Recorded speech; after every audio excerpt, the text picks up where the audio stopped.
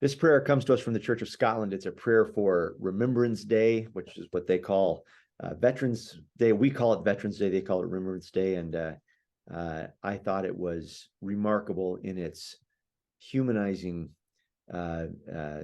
spirit. So this is a prayer from the Church of Scotland. Let us, in honesty of heart, seek the Lord's renewing grace to deepen our wisdom and our peace and to equip us as instruments of God's kindness. Let us pray. God of goodness and truth, we offer our broken spirits for your healing, our searching for your guiding light. God of light and love, you desire that all your people should live in your peace.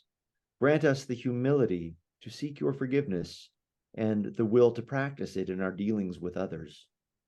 Help us in days to come to seek the good of the world, to work for the increase of peace and justice, and to show tolerance and open-mindedness towards those whose character and customs differ from ours. Grant that our remembrance this day may be consecrated for practical service and the world made better for our children's children. Receive our prayers for the well-being of all people, especially those who mourn and are sad, and for all in distress, both known to us and unknown. Hear us for the peace of the world, for the wise resolution of conflicts, and the release of captive and oppressed people everywhere. Grant that the people of the world may do your will and live in your spirit. Amen.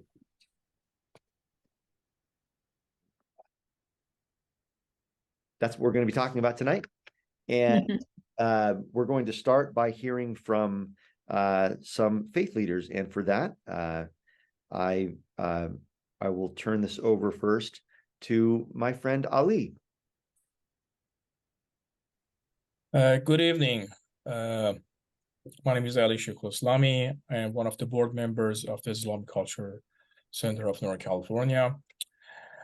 I start with Bismillah ar-Rahman ar-Rahim, in the name of God, the Lord of mercy, the giver of mercy. And Assalamu alaikum, with the greeting of peace. Dehumanization or demonization of others fuels the worst brutalities that human beings inflict on one another. It is a worldwide problem with deep historical roots. It is a growing problem because of economic inequality, mass migration in response to climate change, the growth of authoritarian politics, and the impacts of social media. Dehumanization makes oppression, war crimes, crimes against humanity, and above all, genocide possible. That is why we should all care about dehumanization and learn how to resist it. Also, it is an important issue to study because we all can dehumanize others. We should not think of those who dehumanize us as monsters. They are human beings like us, and when we dehumanize them, we fall into the same trap. Unless we accept this, and unless we are vigilant, we will be easy prey for dehumanizing propagandists. So what is dehumanization? One of the better definitions and writings on this subject has been done by Dr. David Livingstone Smith, professor of philosophy at New England University. I highly recommend reading his books on the subject, especially on inhumanity, dehumanization, and how to resist it, published by Oxford University Press in 2020. I am borrowing some of his teachings from the book for my talk. He defines dehumanization as a kind of attitude, a way of thinking about others. To dehumanize another person is to conceive of them as subhuman creature. The cruel treatment of others is the result of the dehumanization process. People can dehumanize others without mistreating or describing them in animal-like ways. To dehumanize others is to think of them not merely as inferior human beings, but as subhuman creatures. Dehumanization is both political and psychological, and we must understand both aspects and how they interact. On the psychological level, the beliefs on race lie at the heart of the dehumanizing process. According to the ordinary but totally false conception of race, there is some deep defining property of each race, the racial equivalent of an atomic number that is located inside a person, and which all and only individuals who belong to that race possess. This view of race does not make any scientific sense, and it has a firm grip on our imagination. Dividing human beings into races, into our kind and their kind, is the first step to the road to dehumanizing them. We first set them apart as different kinds of humans, and only later convert them into subhuman creatures fit to be exterminated or enslaved. Another critical psychological concept that plays a role in dehumanization is the concept of psychological essentialism, which assumes that humans have an essence, and some people do not have that essence, even though they look like humans. From the humanizer perspective, dehumanized people are subhumans, passing as humans because their humanness is only skin deep. The political factors are equally important in dehumanization. Dehumanizing beliefs are ideological beliefs, and similar to all ideological beliefs, it aids with oppression. Other important political factors in dehumanization are the use of propaganda by the political leaders through dangerous speech, playing into people's insecurities and raising demons in people's minds, and then offering fantasies to rescue them from those demons. Powerful social forces interacting with powerful psychological ones produce an attitude to see others as less than human, and once that take root, we can commit acts of atrocity that we would never have imagined ourselves capable of performing. Human beings naturally tend to see others as human beings. The tendency to see them as subhuman creatures is imposed on us by people who have investment in getting us to harm others. To resist demonization, we must take political action against those that perpetuate dehumanization. We must learn about genocide, colonialism, and racial oppression, and resist the temptation to think that we have passed those things behind us. We need to learn the darkest history of our nation, our religion, or ethnic group, and tell others what we have learned. It is important to be mindful that the scene of resistance against dehumanization is not always in the voting booth, or a protest march, or at boldly pulpit. Most of our resistance is in everyday life and interaction with each other.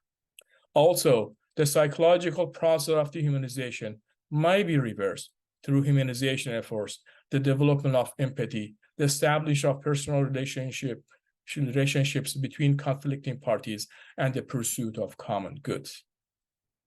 Unfortunately, during the recent horrific events in Israel and Gaza, we have witnessed and are witnessing dehumanizing language and actions by both Hamas and Israeli leadership. However, there is a massive imbalance of power between Hamas and Israel that makes the dehumanizing language by Israel's leadership very alarming. So much so that yesterday, in an opinion essay in New York Times, Dr. Omer Bartov, a prominent professor of Holocaust and genocide studies at Brown University, wrote, quote, "It is time for leaders and senior scholars of institutions dedicated to researching and commemorating the Holocaust to publicly warn against the rage and the vengeance-filled rhetoric that dehumanizes the population of Gaza and calls for its extinction." Then he continues, "If we truly believe that the Holocaust taught us a lesson about the need, or really the duty, to preserve our own humanity and dignity by protecting those of others, this is the time to stand up and raise our voices before Israel's leadership plunges it and its neighbors into abyss. There is still time to stop Israel from letting its actions become a genocide. We cannot wait a moment longer." When I read this article, I kind of shook to my core last night, and I was on the verge of crying. And because this does not come, it's coming from an expert on this matter, on the genocide matter. And finally, I want to share this verse of Quran with you that gives a kind of view of how we should look at each other and how should we interact with each other. It says, "O people," and Yohannas, it says, "O people, we created you all from a man and a woman." And that means we are all from same source. "And we made you into nations and tribes so that you should know each other. In God's eyes, the most honor of you are the ones most righteous and mindful of him. God is all-knowing, all-aware." And this is verse 13, chapter 49. And I think my time is up. So next we're going to hear from Rabbi David, who is, I guess, a retired rabbi for Kehilla, but is still very much involved in the life of their congregation and in the faith trio. Thank you, David. Emeritus, I believe. Yes. Is that how it says Yeah, basically, it means I'm no longer the rabbi and I wasn't fired. Great. So during these last few weeks, I've sometimes heard people talking about the Palestinians. And sometimes I've heard people talking about the Jews. Yes, there are Jews and Palestinians. My issue is with using the direct object, the word the. There's no such thing as the Jews. There's no such thing as the Christians. There's no such thing as the Muslims. There's no such thing as the Arabs. There's no such thing as the Palestinians. And there's no such thing as the Israelis. Each of these groups are made up of a spectrum of people who are different from others in their own group.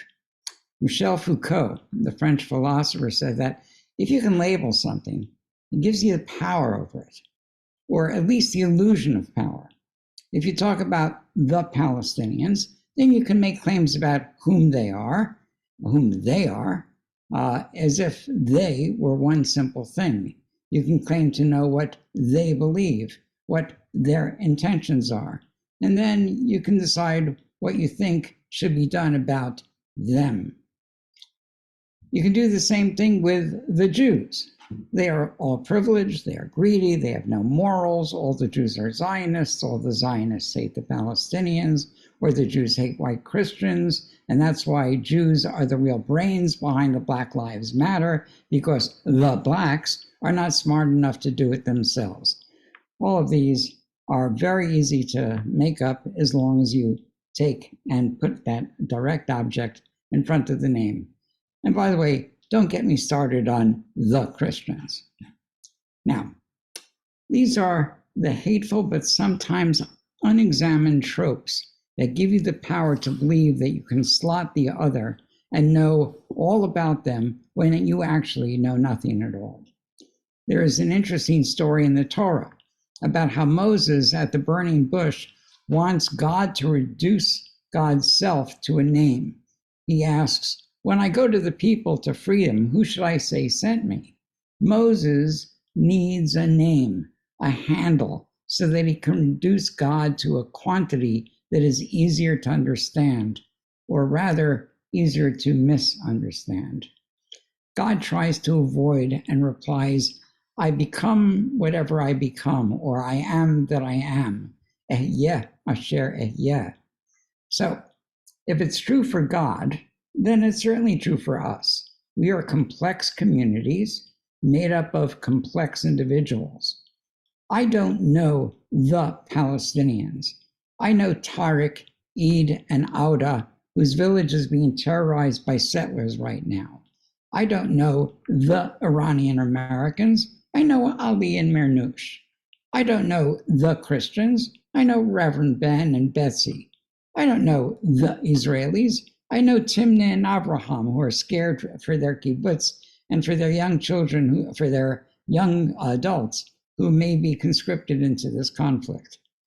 Not knowing people is a very convenient way to believe that you understand them. Let me repeat that. Not knowing people is a very convenient way to believe that you understand them when you don't. When you do know them, the stories are so much more complicated and more human. And that's really the origin of the faith trio. 9/11 happened, and we could have allowed our stereotypes to go wild. for over 2 decades, we have, let me say this again, for over 2 decades, we have come not just to know each other, but to know how much more we don't yet know as we remain together and as we continue to learn from each other.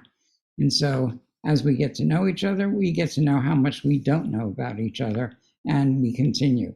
This pursuit actually will never end because we find each other in our depths rather than in our surface. So thank you. Back again? I don't know. Anyway, thank you very much, Rabbi David. And now our third speaker will be our pastor at Montclair Presbyterian Church, Reverend Ben. And please spotlight him because it's his turn now to speak. So as I was thinking about this theme, how do we oppose demonization and affirm our common humanity in the face of hate and violence, I found myself doing what Ali said we should never do, which is I drifted over to Facebook. It's a common problem I have when I have writer's block.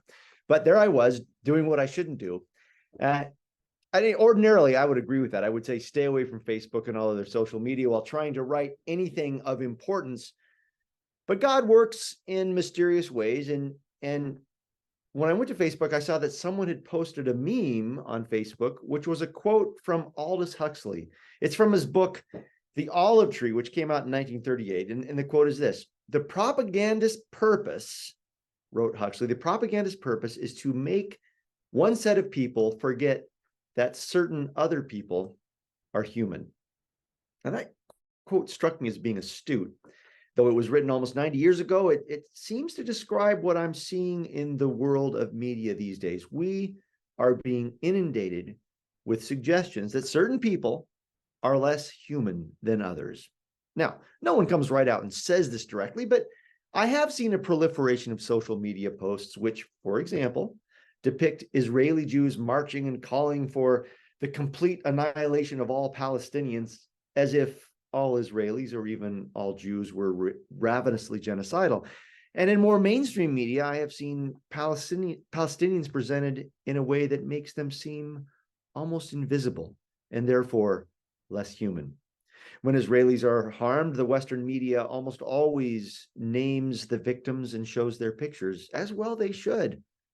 But Palestinian victims of Israeli violence are much less likely to be named or shown. When American citizens were victims of Hamas' unforgivable attack on October 7th, we knew about it. But it took a little while for the media to mention that there were hundreds of American citizens stuck in Gaza, because the propaganda presented by the media won't work if we know that a lot of the Palestinians are American citizens, just as a lot of Israelis are also American citizens.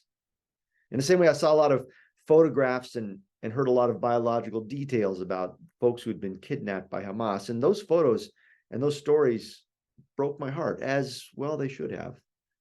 But I've seen nary a photo and heard few stories about hundreds of Palestinian youths held in Israeli jails without being charged or tried. So one way to avoid the sin of dehumanization, I think, is to pay attention to when someone is feeding us propaganda. Propaganda can show up on your social media feed, or it can come over the airwaves, even from news sources that are otherwise trustworthy. Sometimes propaganda originates from the workshops of shady internet trolls, and sometimes it comes from very official government sources. So we have to be on our toes. We have to ask ourselves whether what we're reading, whenever we're reading something or listening to the news or whatever, we have to ask, is this story or news item making anyone seem less than human? And in so doing, is it justifying warfare? And if the answer to either or both of those questions is yes, then we're probably being exposed to propaganda. Don't buy into it. And sometimes the dehumanization of propaganda is less direct. As I was doing the research necessary to verify that it actually was Aldous Huxley who said that the propagandist purpose is to make one set of people forget that the other sets of people are human, when I was researching that, I came across another quote by Huxley, this one from his book, Pacifism and Philosophy. And it goes like this: all war propaganda consists in the last in resorting to substituting diabolical abstractions for human beings. Similarly, those who defend war have invented a pleasant-sounding vocabulary of abstraction in which to describe the process of mass murder. These words sound about right to me. The dehumanizing propaganda that surrounds us tells us, for example, that collateral damage is unavoidable in war. But what they really mean is that killing innocent people is an acceptable thing to do, only they would never consider it an unfortunate inevitability if it was their own loved one who ended up being the collateral damage. In the same way, anyone is serving up dehumanizing propaganda who says terrorism is a natural outcome when people have been long subjected to grave injustice. After all, the United States has done and is doing all sorts of heinous stuff around the world. And if in response to American evil, someone committed an act of terrorism in my neighborhood, I would not be saying it's okay because the United States is, a colonialist power that exploits the developing world without remorse and separates parents from their children at the border. As awful as the United States can be, that would not be an excuse for a terrorist attack here in Oakland. And if a terrorist lived across the street from me, I would not be okay with the U.S. Army destroying every house on my block to make sure that one terrorist didn't do any harm to others. Now, obviously, right? This is true. Yet the propaganda we get every day would suggest otherwise. Some of this propaganda suggests that terrorism is justified because Israel has mistreated Palestinians. Other propaganda suggests, for example, that it's okay to bomb a hospital if terrorists have dug tunnels under the hospital and are hiding down in those tunnels. It's all dehumanizing propaganda because it suggests that some lives are expendable. But our faith traditions tell us otherwise. Our faith traditions remind us that every life is precious. And that's what we need to remember. That is the truth we need to publish abroad. And this is not the only way to avoid dehumanizing others, but it is one way. Be on the lookout for propaganda. And when you see propaganda, know what it is you're looking at. Don't be swayed by it. And for heaven's sake, don't pass it along to others as the truth. Thanks.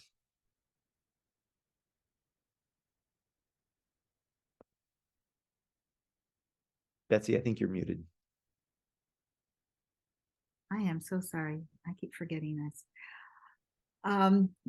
So now we're going to be preparing to have our own time to talk about our thoughts and feelings about this topic. And before we go into the breakout rooms, Reverend Ben is going to present the questions and explain about them. And then I will give some guidelines on how we feel our time together would be in a positive way.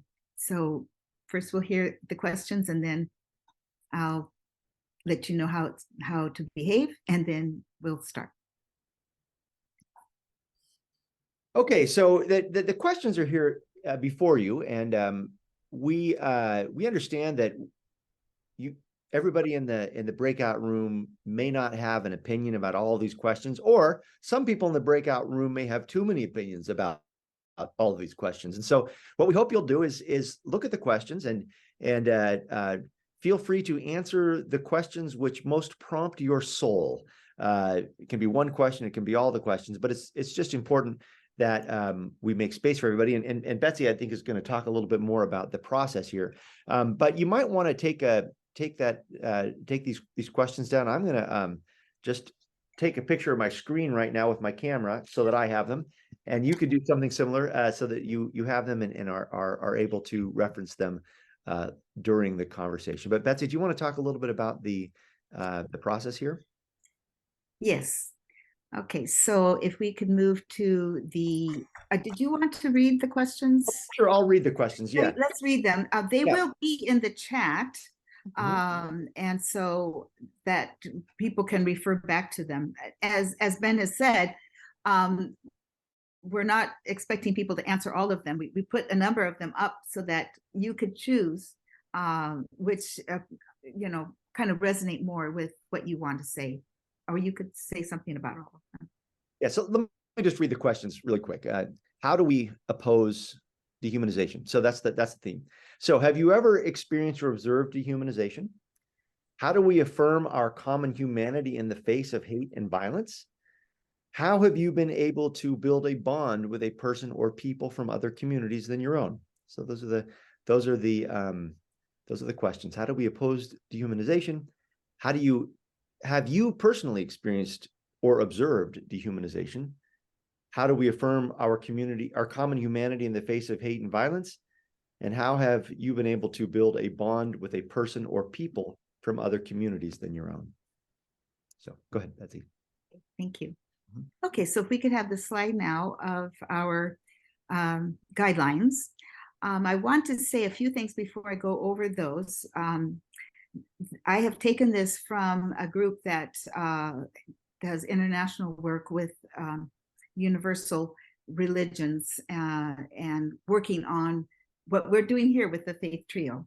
And one of the things that they are impressing upon us is that you will only be speaking from your own experience, not from or for anyone else. And we want to watch for phrases like everyone knows, or we all know, or of course, or you, and listen with respect. You don't have to agree or believe what someone else is saying to listen with respect. And we want to listen for understanding, not necessarily for agreement. We want to discover and explore. We want to listen for patterns and themes.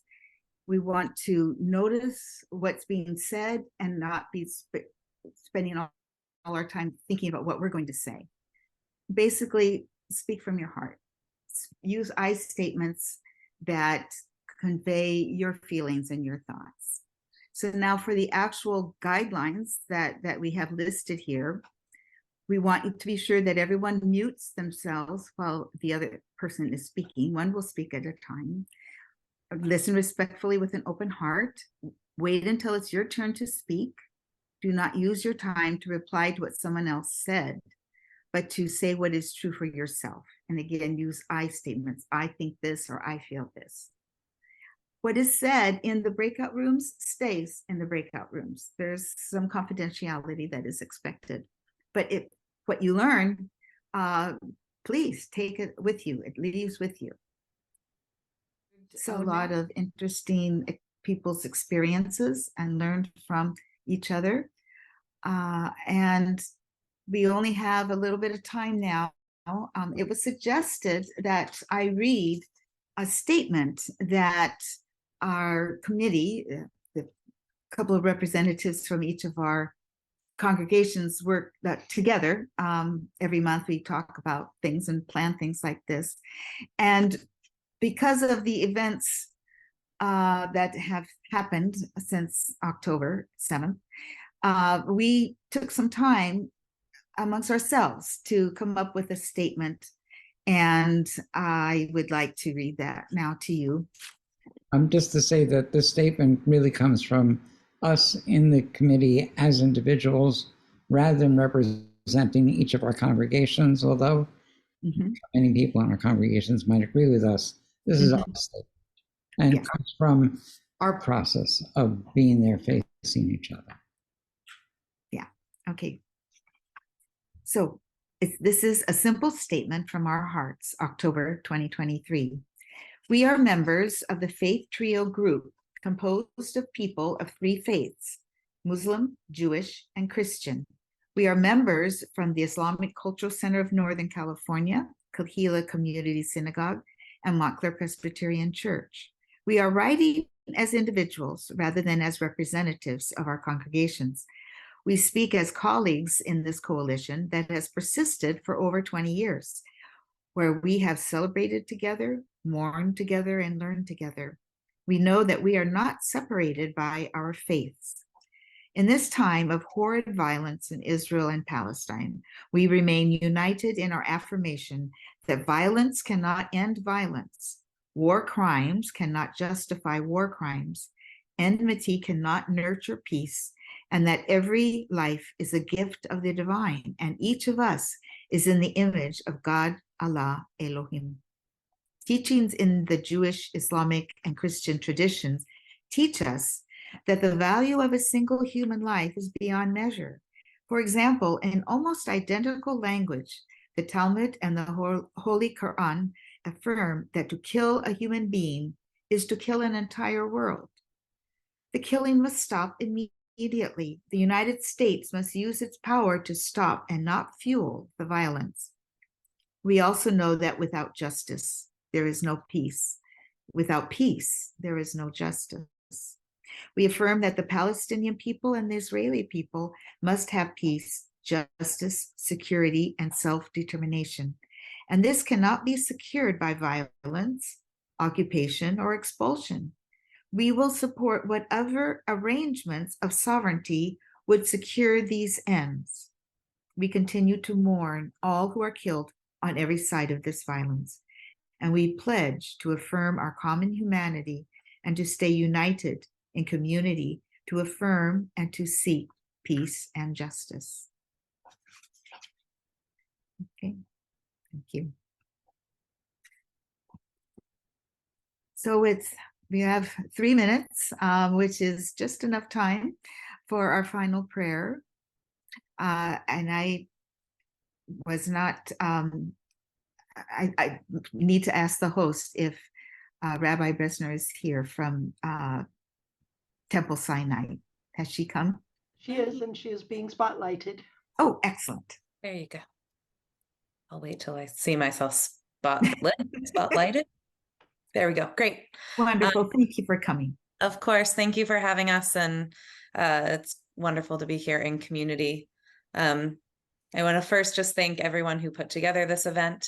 And thank you all who brought such thoughtfulness to the setup of this event. I want to close with, I think, a important teaching from Jewish tradition that I think is very relevant for all of our faith traditions or non-traditions.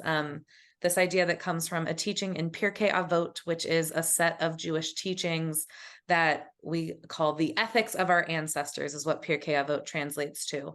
And it's the idea, we learn this in chapter 2, verse 5, where it says, B'makom she'ein anashim lishtadel lihiot ish, which means in a place where no one is human, where there are no humans, strive to act as a human.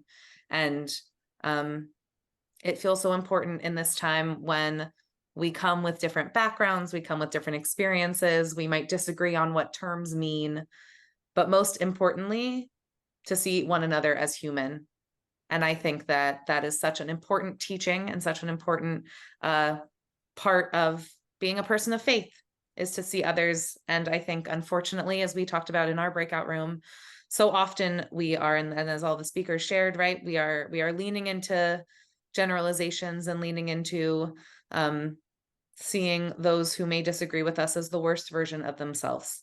So my prayer, my hope, to begin with the words, Mishaberach Avotenu V'Imotenu, may the one who blessed our ancestors bless each of us with the strength and the hope to believe that there are better days ahead, to believe that one-on-one conversation and truly listening to one another is the way to make change and to lead to a better world that we will be proud to stand by and stand with one another in. And with that, I say thank you again, all of you. Go in peace. And may we see those better days soon. Amen. Amen. Thank you so much. And now I'd like to also say to go in peace and have courage. We have a saying in our church about having, to go out into the world in peace. And I wish you the best, all of you.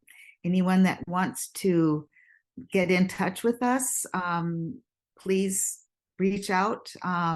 We'd love to hear your thoughts about tonight and about some things that we might do together in the future. Okay, thank you so much.